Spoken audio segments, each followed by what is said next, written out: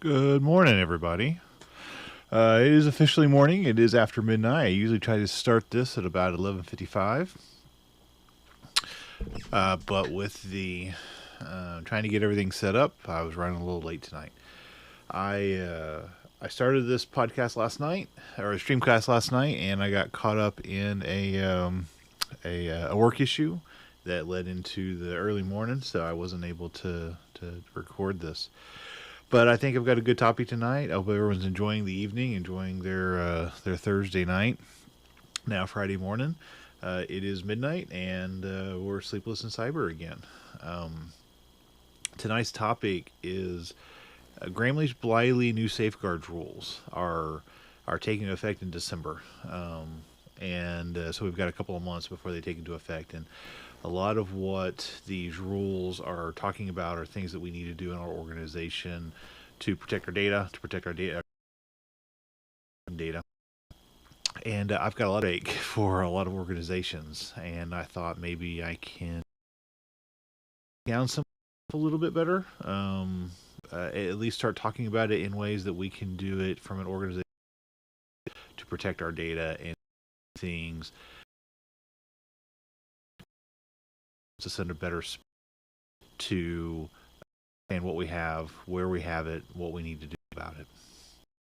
I'm going to flip over to the one of my presentations. So I've got a couple of different presentations I've been doing here lately, and it's talking about the Graham-Leach Blythe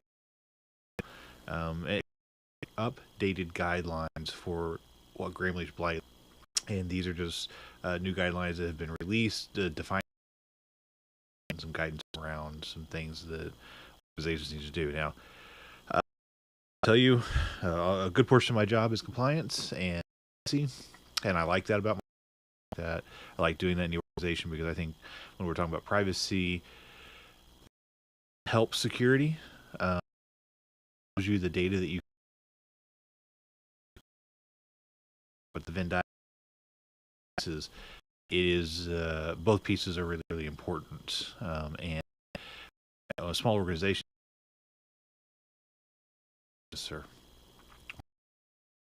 or any, so your CISO is all you have. Security officer, it's our job to protect as much as it is protect the network, protect the computers and things. So, about Graham-Leach, generally speaking, was for financial. You can go out and my presentations that we can institutions in protecting customer data. Now, a lot of organizations have to fall under because it's like higher ed. We sign contracts and that under and that's a lot of organizations. In fact, I've talked when this comes up, and then their GLBA documentation, they're caught in the dark because they didn't know they fell under it. What we are going to be talking about tonight is specific.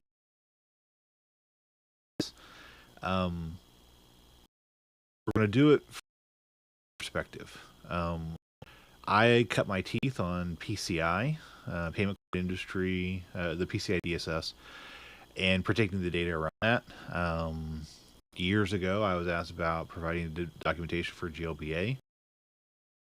I was otherwise that I got into PR, and that led me to kind of a broad picture protections in the world. It led me down the privacy path, actually. So I really like GLBA, like GDPR. I have some problems with the regulations and or interpretations of it or perceptions of it. I like them, and I interpret them. Yeah, I in people in our positions as information security officers, we recommend us not trying to interpret what the laws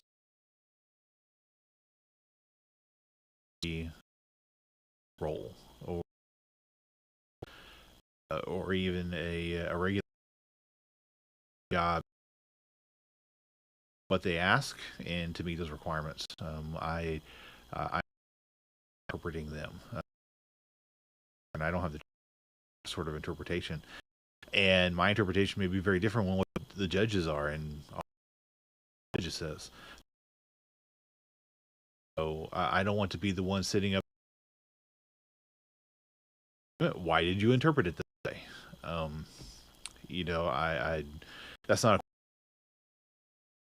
look at the rules and the guidelines and to people much smarter than us. So what we're looking at, or NPC, they do what they want you to do.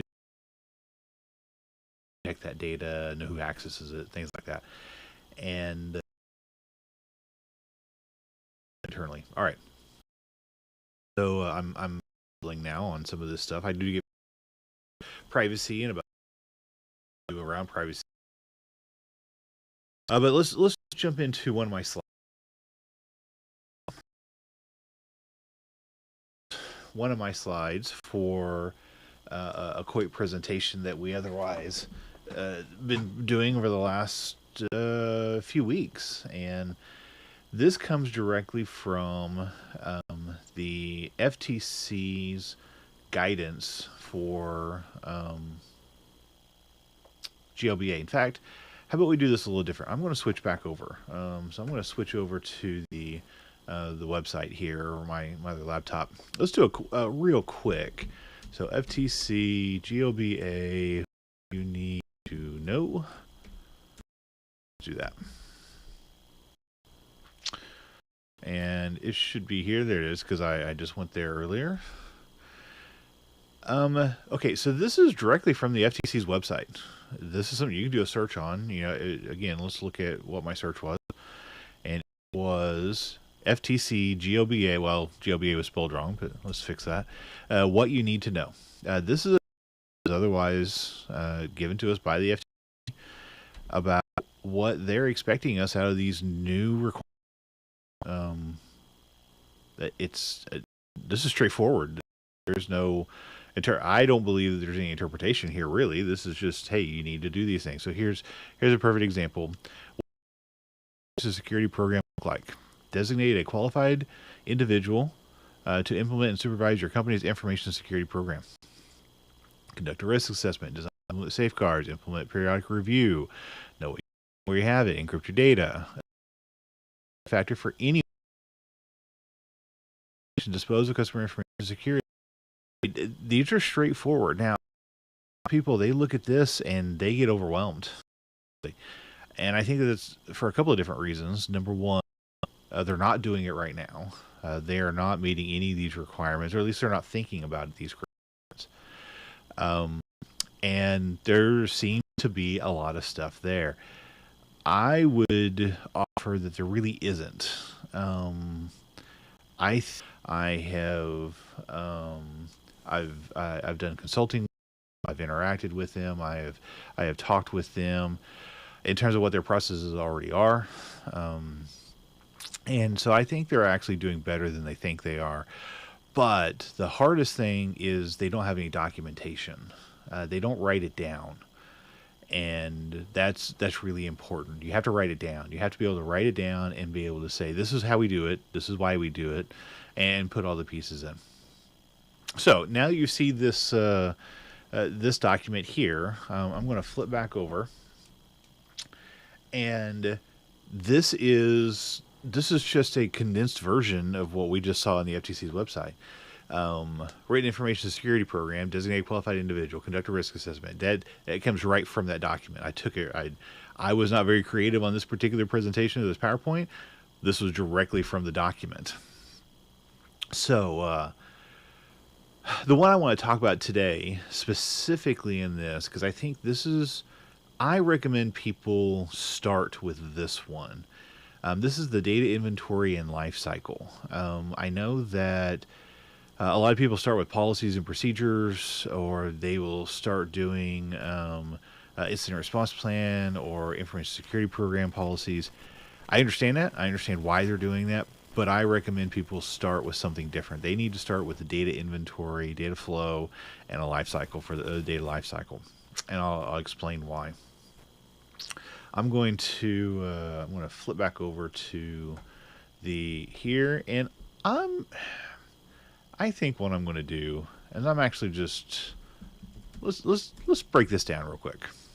I'm going to open up Paint, and now I use Paint a lot, but this is not something that people normally use when they're doing a data flow diagram. They might use something like Visio or something else like that, but for those organizations who may not have tools to do this, you don't have to get complicated here.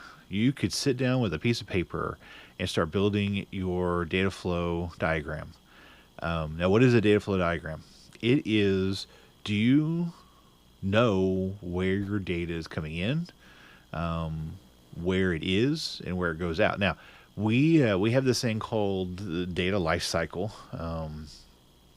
So let's put over here on the screen here, and so data life cycle. And like I said, Paint is not the best for this sort of stuff, but it'll work just fine for now. So we want to know how does data come in? How does data get stored?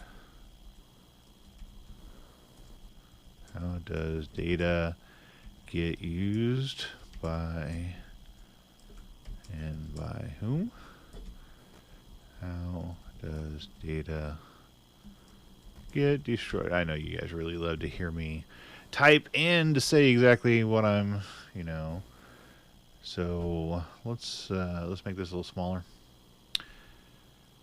Oh, let's make it a bit smaller than that.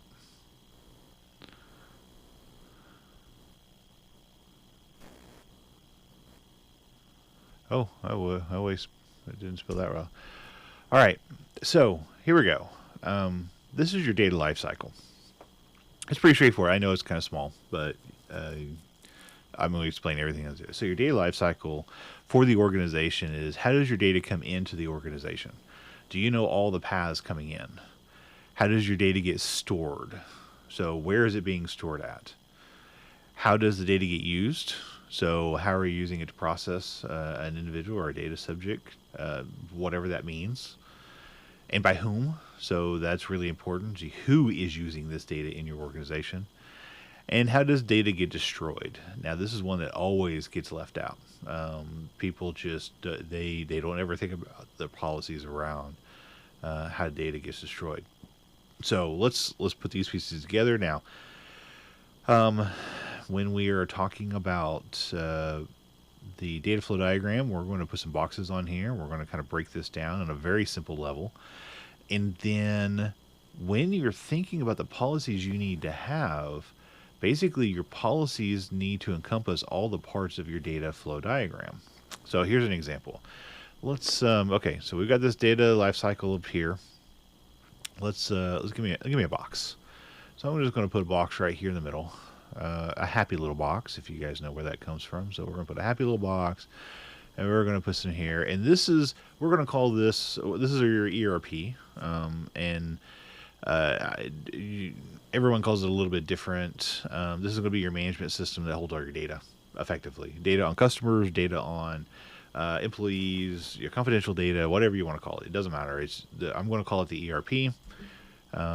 Actually, let's just do this. Let's just call this server with all the data on it, so that there's no doubt what this is. This is just a box of server stuff. Now, looking at the data lifecycle, what is this? Well, this is number 2, or the second of the data lifecycle. This is where everything is stored, server with all the data on it. Let's add some stuff up here. So in an organization, we're going to put this up here, and we're going to put, okay, we might have this as a website. And there is going to be an arrow.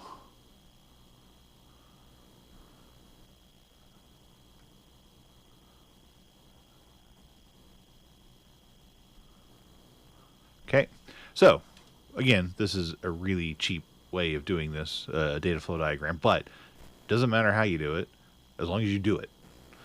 So we have a website. Maybe that website is our primary website for a university.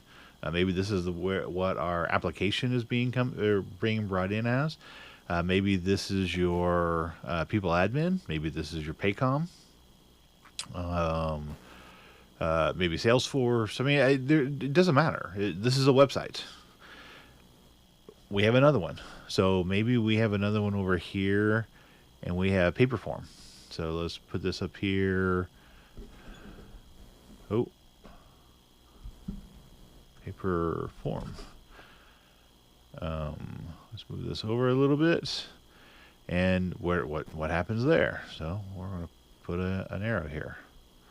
And let's put another happy little circle over here, and we're going to put something else in here. Let's say maybe this is a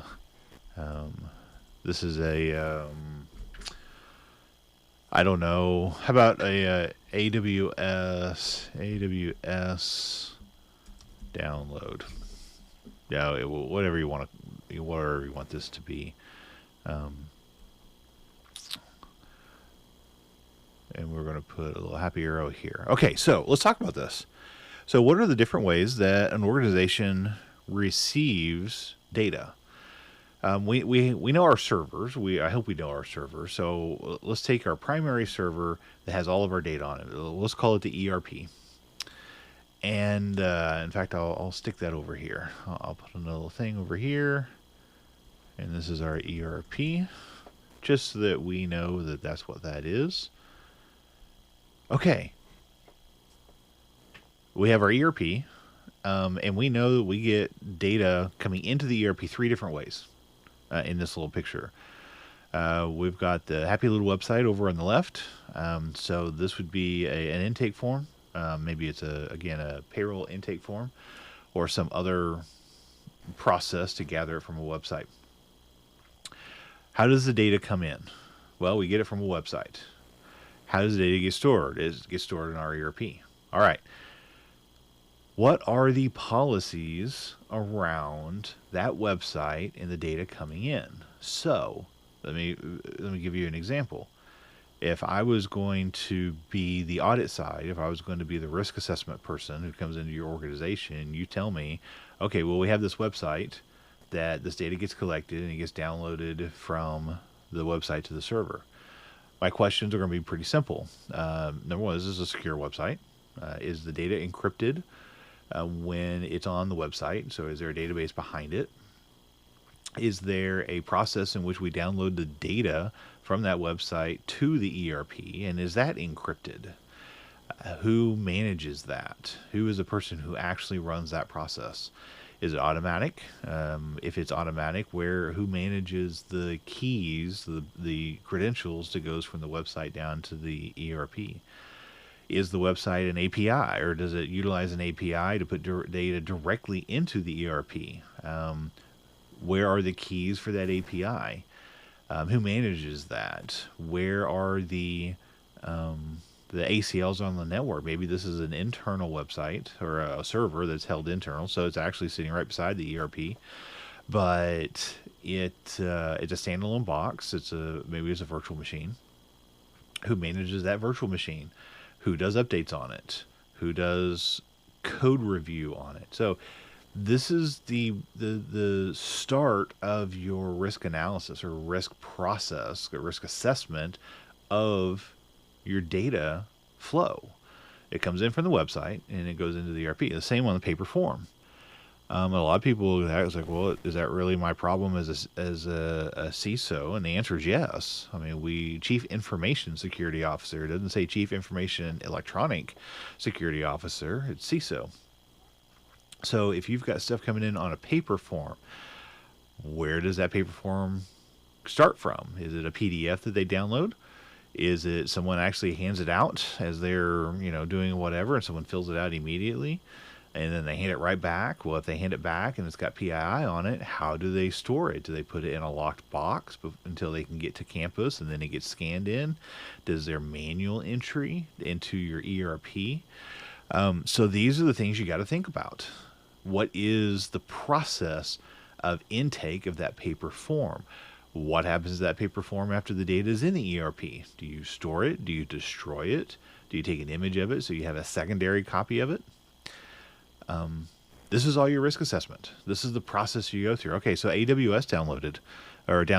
It's the exact same thing. Let's say you pay for a process to intake customer information. And what they do is they give you an AWS location that you can pull periodically a data file from this AWS location. You pull it in and you import it into your ERP. So you're going to have probably a command line process to do a file transfer from AWS, and there's a key involved in that because you've got to connect to AWS and authenticate and grab the data and pull it in. Is this data encrypted? Or is it sitting up in AWS unencrypted? Do you have to have a VPN to connect to it? Or can you just connect over the internet? Who manages the keys? Do you have keys stored locally? Do you have like a key checkout system of some kind? So these are the pieces for understanding this particular part of your AWS download into your ERP. That's just the beginning of the data lifecycle. Okay, so we have 3 different ways of data coming into the ERP. Well, now let's think about where does the data go from the ERP. So I'm going to do I don't know, let's do a pentagon here. So we're going to put some over here, and here. And then I'm going to put this over here because I just realized that existed in Paint, and therefore I wanted to use it because I think it's funny.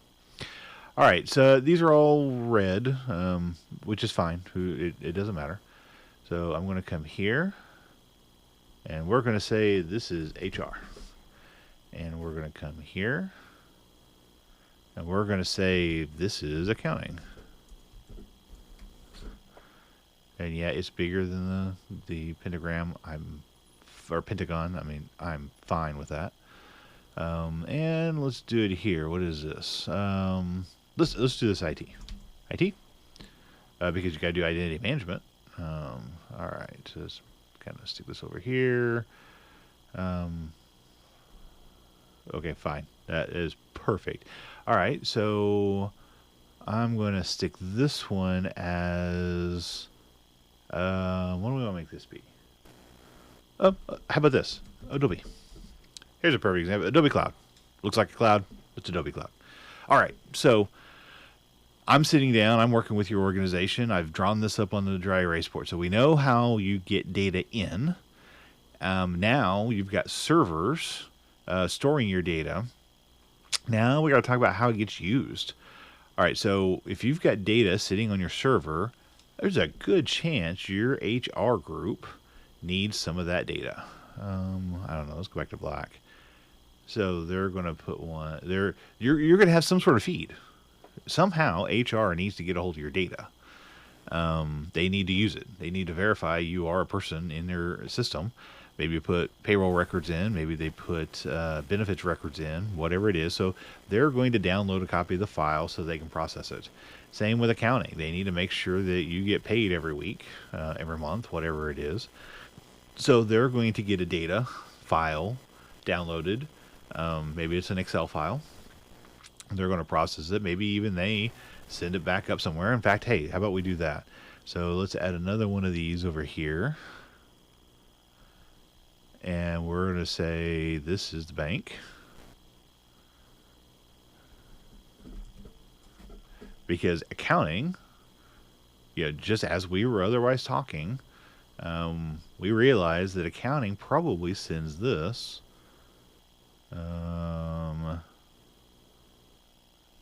Well, we're going to do it. I don't know if I can rotate this. rotate. I could do it 90 degrees. But you guys get the picture. IT. Oh, big one, small one. Here. Okay. Yeah. And we're going to put a line out to here. And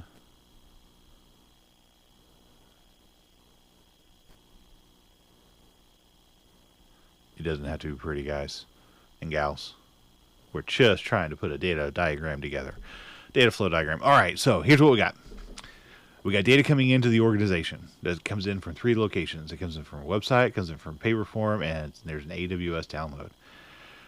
Well, sitting on that server, we've got HR, they're going to get a data feed because they need to make sure that their record system is up to date on their HR system.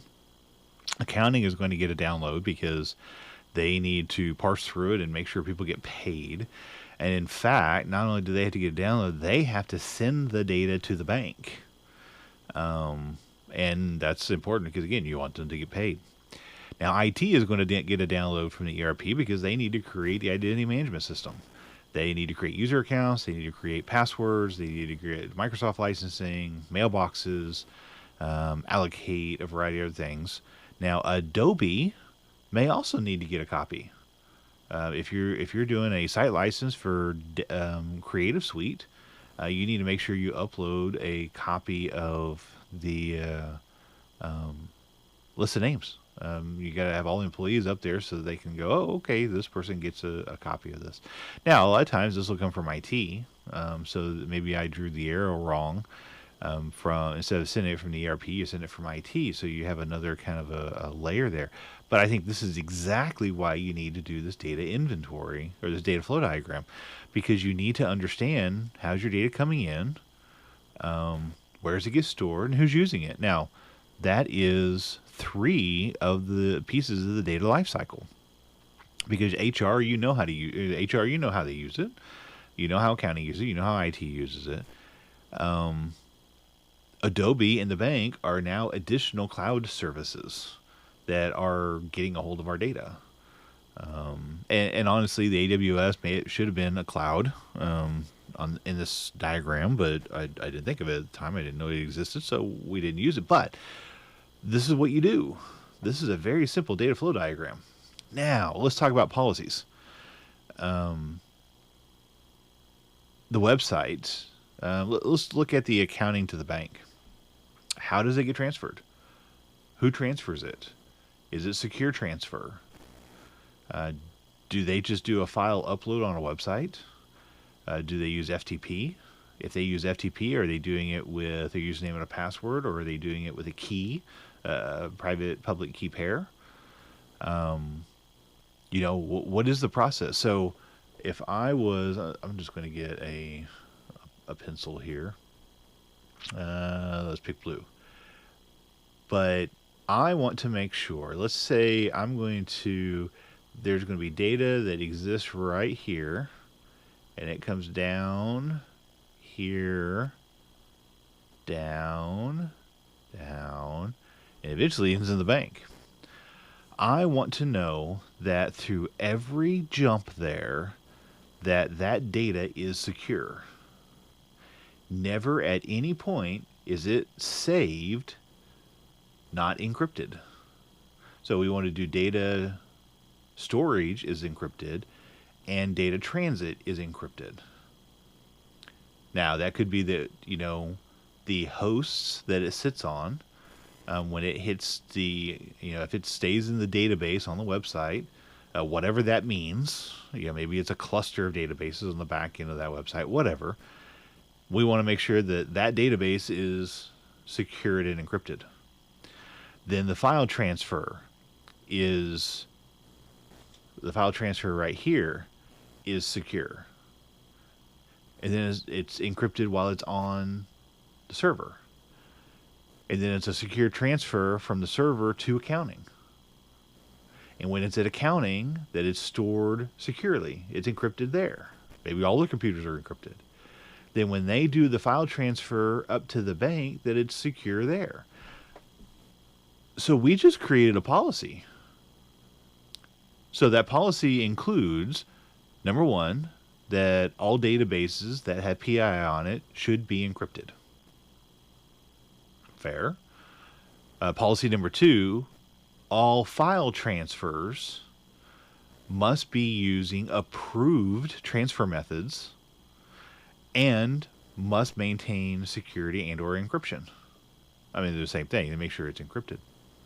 So use SFTP instead of FTP, which I don't think anybody uses FTP anymore, but you never know. We have to say this sometimes. So from the website all the way to the bank, it is completely secured all the way down. You just created a set of policies to ensure encryption from the point that you have data coming into the university to the point that it hits the bank on its way out. Now, we're not talking about data destruction yet. We'll get there.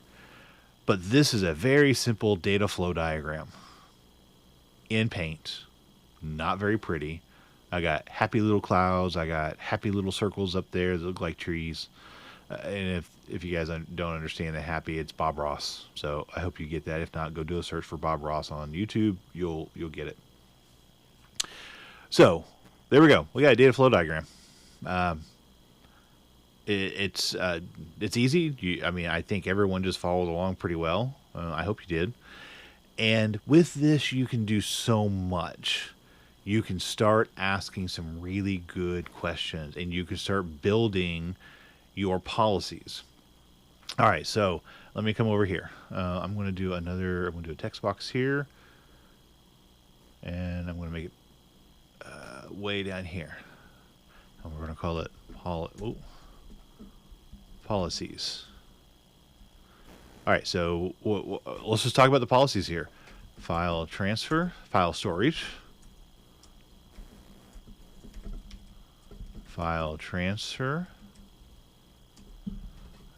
What else do we do? So we got file storage on the website, file transfer from the website to the ERP. We have storage on the ERP, file transfer to accounting, file transfer to the bank. Okay, so how about this? Maybe the website uses APIs. So let's do a policy on API key storage. Oh, well, maybe I need to actually put in key. Because what happens if you lose the key? What happens if you have that API key sitting plain text somewhere, i.e. in a GitHub? Please don't do that. Too many people are doing that right now, so let's stop that. So what is your policy on API key storage? Because you know the website uses that, or in our make-believe world here. Okay, so now accounting. Who does the transfer? Is this automated, or is this a person? So file person approval FTP. So we need to probably have a policy of who is allowed to do the SFTP. Is that going to be someone that's in accounting, or is that going to be someone that's in IT that does the transfer for them in a controlled server? Is this something they have to log into the bank and just do an upload on their website? Or do they have to have WinSCP installed and configured with a public-private key pair so they can use that to upload to the bank? So this is important. So from how long has it been? Maybe 30 minutes? I'm looking at, I don't know how long this has been. 34 minutes. So in 34 minutes, I just did a data flow diagram. I did a very basic risk assessment, and I've come up with 4 policies that we need to have. At least 4, and that's just looking at the website all the way to the bank. That's really important. That's really important that we need to do it this, like this. Now let's jump over to the paper form. Does our file, now that we've got these 4 policies, do they meet what we need to do for paper forms? Well, file storage. It could be, yes. It could be that we have our file storage policy. It also includes paper copy. So we have another section in that policy that says, okay, if you're going to store paper, it needs to be behind 2 positive locks. You need to, it's only allowed to be stored in designated areas. That designated area has to have least privileged access to it, so not everyone has a key to that particular closet and that particular file cabinet. Maybe we have to do it off-site, so we actually have a courier company of some kind that takes that data and puts it off. Do we have the policies around that courier to use this or to take this data and move it off? So the appropriate, maybe it's a business associates agreement with them. Maybe it's just a contract with them that they understand the kind of data they're receiving and how they're going to move it out. So maybe that's all in the file storage or the file transfer. In the case of moving it out, maybe that file transfer is not only electronic, but also physical. API key storage, well, probably not really going to be needed for the paper form, but how about this? How about key management? Physical. Who has keys to the filing cabinet? You know, maybe this is a policy that you have to write. Who has keys? How do you get keys? How do you request them? How do you make sure that it's being used? Make sure they don't take them home at night. Where do they store them at? You know, they put it into a key management system, like electronic key management system, where you plug in the key and it goes red and you have to punch in your code to get it to release and you can take it out. So maybe that is the policy you need to have. Okay, so we've got file storage, file transfer, key management. Let's look over at the AWS download. This is probably, file storage, absolutely. File transfer, that policy probably goes into effect. API key storage, absolutely. That covers that download. Person approval. So if that person is doing the downloads, probably a script or a server. But we do want to take care of that server. So let's have another policy of transfer server maintenance. So how is the transfer server that's doing all these transfer maintained? How are we doing patches? How are we doing updates? How are we doing ACLs? Who has access to that server? Where does that server exist on the network?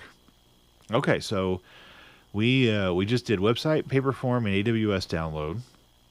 And we've gotten 6 policies that we probably need to write that talks about these things. Now, I had a question the other day about policy templates. And you can find them. They're out there. You can get a lot of them. My thought was, as we were otherwise having this conversation, is they wanted to start with the policies first. They write the policies, then they go do this other process. I think that's dangerous. I think that's actually harder to do. I think you need to start with this data flow diagram and this data inventory. And those are two different things, by the way. We'll get into it in a minute, maybe in another episode. But the data flow diagram, you have to know where your data is. And you have to kind of know all these processes before you can even start about what policies you need or what templates. Now, you can absolutely go find a file storage template out there somewhere. But how do you know you need it until you do a data flow diagram? Same with API key storage. Maybe your organization doesn't use API keys. Then you don't really need to have a policy there. If you have a policy, but you don't have API keys, number one, that's just a lot of extra work. So you don't need it. When we're talking about these policies, also, let's not make them complicated. Let's keep it simple. File storage. You could put a one-page policy together for file storage that says something to the effect of, how about if I think about this? Number one, all data will be stored with X encryption. Whatever X encryption is, maybe a SQL encryption. So your SQL servers will be encrypted. All data will be stored on servers maintained in the data center or in the US data centers if it's a cloud storage. All data will be maintained on servers or services managed by IT personnel. So you're not having shadow systems out there. So, very simple.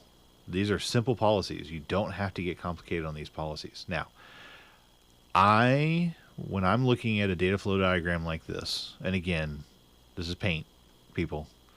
We're just doing something very simple. But what were the management decisions we have just made on this, just what we see on the screen right now? It's like, okay, we know where the data is coming in. We know where it's being stored. We know where it's going out. We have policies, file storage, file transfer, API, personal approval for SFTP, how you're going to do physical key management for your paper forms. Maybe it's physical key management to the room that's got the servers in it. Same policy. You just write it in there. Who's going to have access to the keys? Transfer server maintenance. Or any server maintenance. What is your server maintenance for these things? I think this is a wonderful start, and I think any regulator and investigator out there would look at this process and say, okay, they've got a basic understanding of where their data is coming in, where it's being stored, where it's going out. They've got some basic policies around each one of these pieces, and that's pretty good. Now, is it everything? Absolutely not. Will this grow? Absolutely it will. But I would say that what we've done in 41 minutes is we did a huge first step for any organization on their data flow and the policies around their data flow. Now, the one thing we haven't talked about is how does data get destroyed? So I'm going to say, let's go back here. Because data flow, the data life cycle, you have how data comes in, how it gets stored, how it gets used, and how it's destroyed. I'm going to go and add, let's go pick another, I don't know, lightning bolt. Let's see what that looks like. Sure, let's do that. Let's put it over here.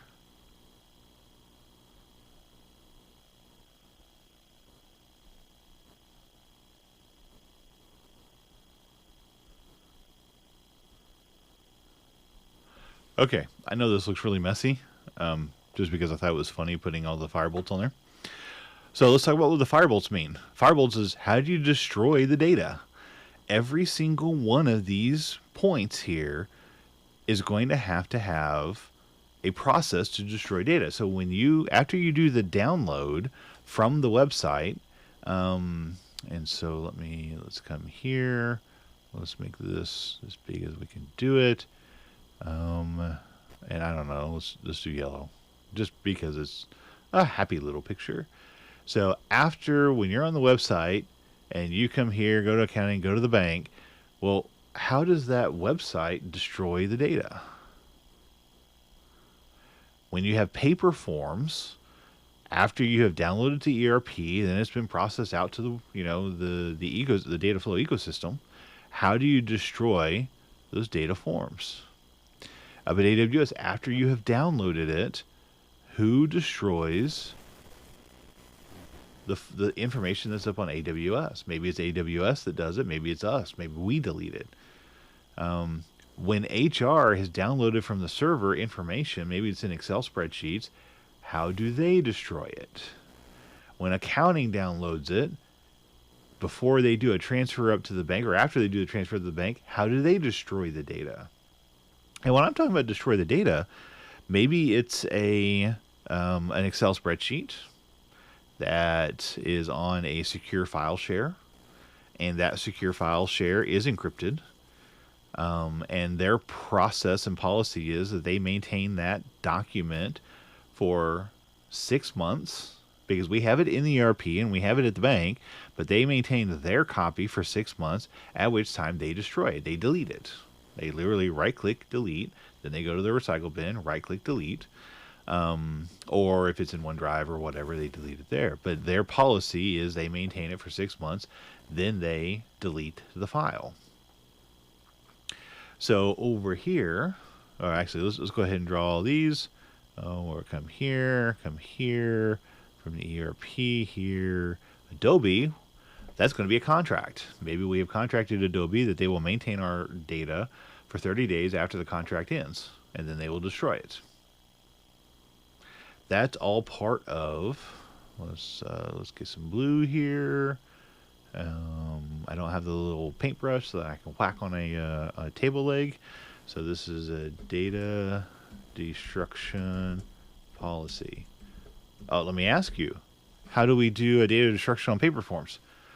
That should be a cross-cut shredder.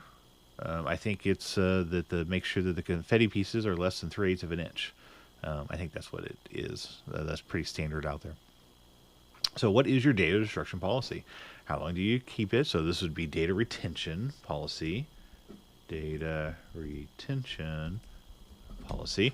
Maybe that data retention policy is you don't keep any duplicate data for more than 6 months. So if you have downloaded data from your ERP to HR, they cannot keep that data for more than 6 months because the data is already in the ERP. We're just downloading a copy to use it.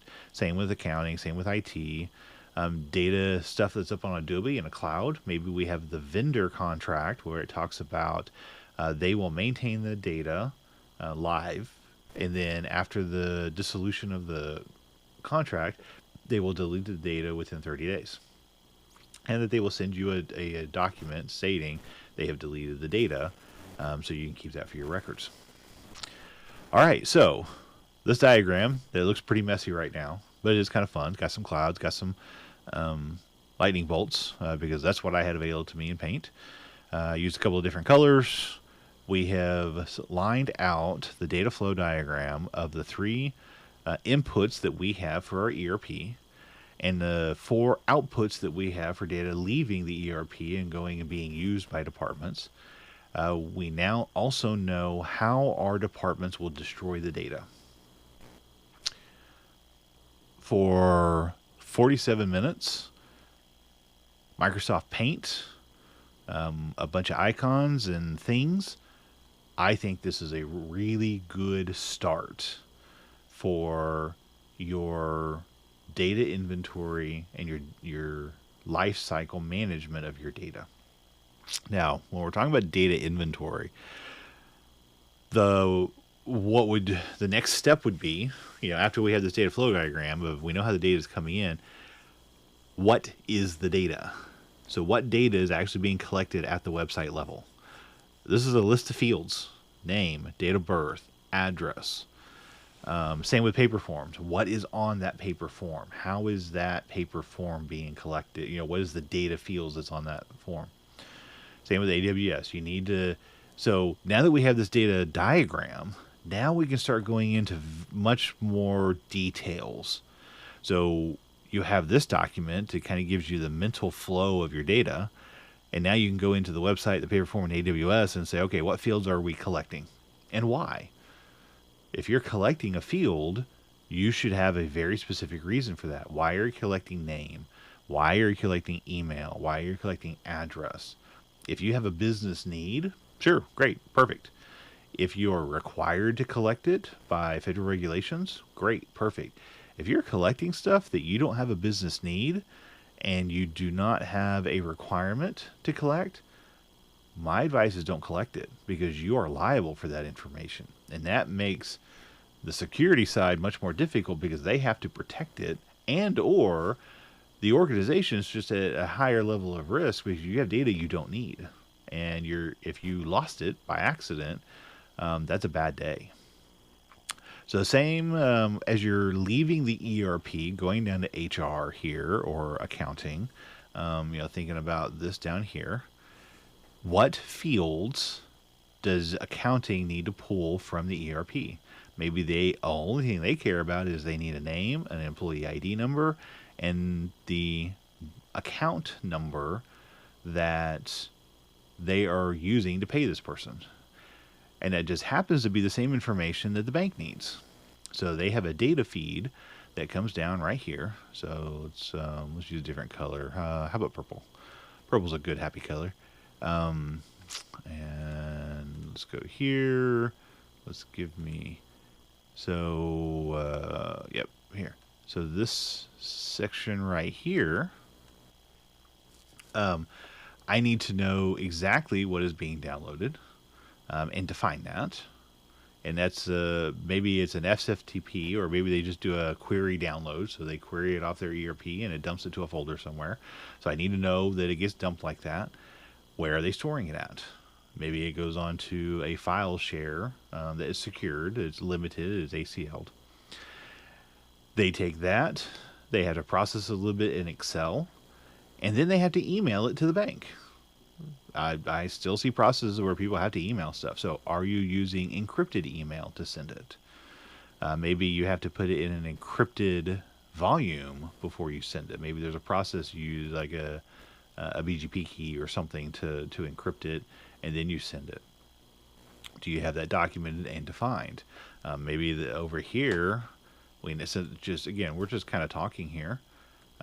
Maybe I come here, secure email policy. How do you do secure emails? How do you encrypt it? Is that turned on in your Office 365 environment? Do you have another way of doing it?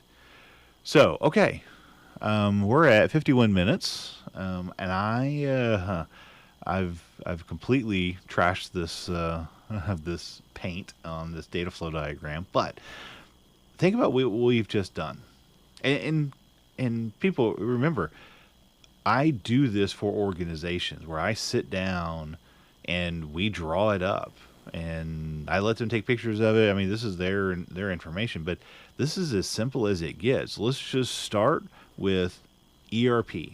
What's your data coming in? What's your data going out? Then on the left-hand side, we write up, okay, what policies in this piece right here, you know, this little process right here, which policies are involved? Well, okay, so file transfer, because it's the arrow going down. Person, maybe we have to make sure that the person who's actually carrying these forms is secure. Maybe it's done by a secure courier, or maybe it's someone who's pulling it in their car. But is it in their trunk? Is it locked in a safe in their trunk, or is it just sitting in the passenger seat? That when they get up and they go into the restaurant to get lunch, someone breaks their window, takes their stuff, and walks away. So having a personal approval for transfer, maybe it's a key management or a physical security requirement policy. Maybe it's another policy that you have. But we have, in less than an hour, done a complete data flow diagram. Where's your data coming in? Where is it being stored? And where is it going out? Life cycle of all the way from the entry of data to the data destruction. And we've got 1, 2, 3, 4, 5, 6, 7, 8, 9. We have 9 policies that we have just come up with here. And I would offer that each one of these could probably be a single one-page policy. It can be a little more, of course, and it will have to grow probably over time. But if you had something, if you just wrote stuff down and had this documented of all these pieces, you're just so much further ahead than people who aren't doing anything. Now, all of this stuff, I'm not talking about new processes. This is documenting what you currently have. Now, so let's take the next evolution of this. So you're sitting down in a room, and you've got stakeholders in the room where you're talking about this process, and you're saying, okay, somebody who's your facilitator, usually it's someone like me or someone who in your organization that deals with your data, maybe your data protection officer or someone, and they say, okay, you take 3 or 4 or 5 department heads and say, where do you get your data from? And you start putting it up on the board. You might find problems. You might find that, we get paper forms from X, Y, and Z organization. Okay, well, how do you get those transferred? Oh, we just bring it in a basket. What do you mean you bring it in a basket? It's like, well, someone rides their bike from this location to this location, and they literally put it in the front of their basket. Oh. Okay, well, that's probably not secure, and that's probably not going to be a way that you want to do it. So you make a note. So you would come over here, what I would do, and you put it over here. Things to check. Basket security. There you go. Now, as you're going through this data flow diagram process and you're building your policy list, you now have things to check. How do we ensure basket security? And I know that's kind of funny. It's funny to me. But I think that that's critically important of when you're doing this process that you will find things like that. Oh, you mean the basket has to be secure? Yes, you're transferring PII or sensitive PII or whatever the case may be in terms of your data. You probably want to make sure that everywhere you transfer it, it's secure and encrypted, or both. Now, this does come into the data inventory, which now as I'm thinking about this and going through this process, I think we'll do the data inventory in another episode. But you may look at that paper form and go, yeah, there's no data on here. They're just, these are anonymous surveys. And there's no way to track the survey back to the individual. So maybe you don't worry about the security of it. You don't need it encrypted. It's anonymous data. It's useful data. It's useful to the organization, but it's not confidential data. So that's where you mark that off and say, yeah, I don't have to worry about that. That's we've evaluated, we have performed a risk analysis on it, and we have decided that that data, were it to get out, does not constitute any sort of risk or possible harm to the organization or harm to the individual. So we don't have to worry about it. It makes the CISO's job easier because we don't have to secure it.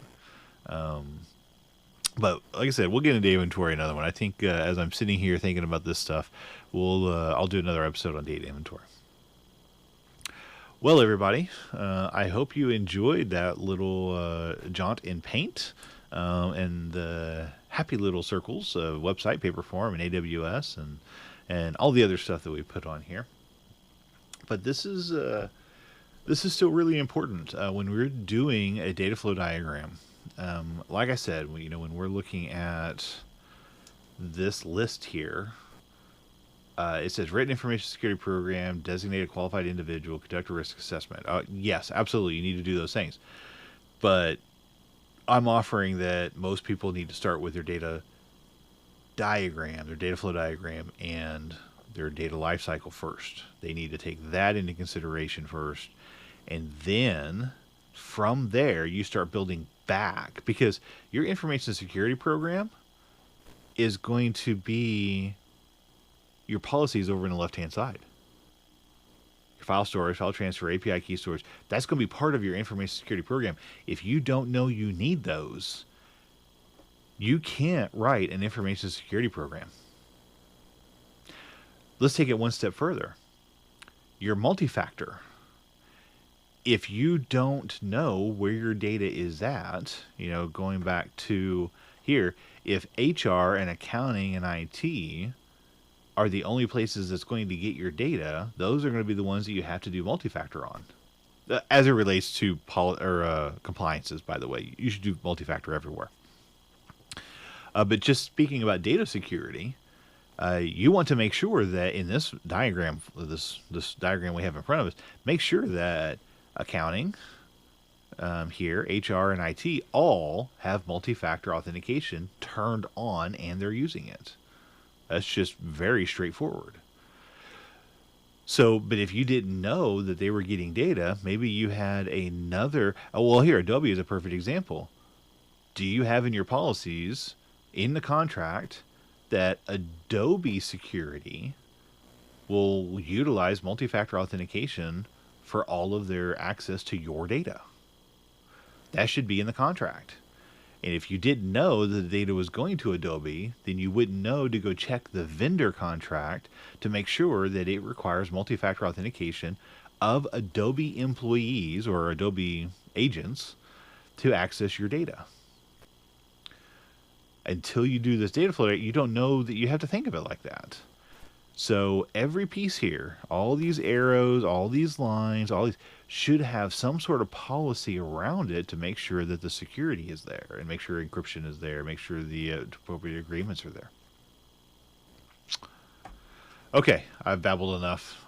It's getting late. It's 1 a.m. I think it's time to... I have just a little bit of work to do. I want to make sure that my organization is still staying safe and there's no problems there. I hope everyone has a wonderful evening, wonderful morning, because it is 1 a.m. I hope this was useful. I'm not the person to state, please subscribe and hit like and all those things. I want this to be useful to people, but if you do have some feedback, please reach out to me on LinkedIn. I'm happy to answer any questions. I may take those questions and turn them into episodes later, and just kind of work through this process of the Sleepless and Cyber stuff. But I hope this was really useful. I want this to be achievable by everybody. This is not difficult. This is not difficult stuff.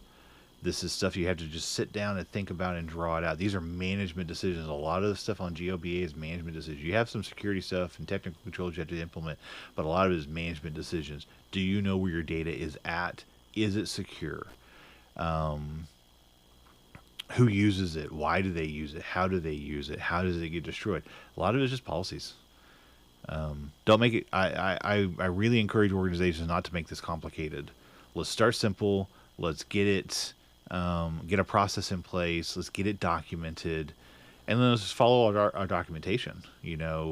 Always remember when you're dealing with a policy, you have three things you have to do. Number one, it has to be written. Number two, it has to be communicated. Number three, it has to be enforced. So if you're writing new policies, make sure you're communicating it out to the entire organization. Make sure they sign off on it, saying that it's an approved policy, that they've learned it, that they're going to follow it. Make sure that you enforce it. If you have a policy that's not being enforced, that's almost worse for you than not having a policy at all. My advice: don't not enforce it, and don't not have one. Have a policy and enforce it. So, okay. Again, I've said it 3 times now. Have a wonderful morning. Hope everyone has a great rest of the week. I'm sorry this was a day late, but this is really important. I wanted to go through this. It was kind of haphazard because I was doing this on the fly, and anything live like this or in terms of doing the demonstration, is always kind of dangerous. So have a great week. We'll see you next week. Thanks. Bye.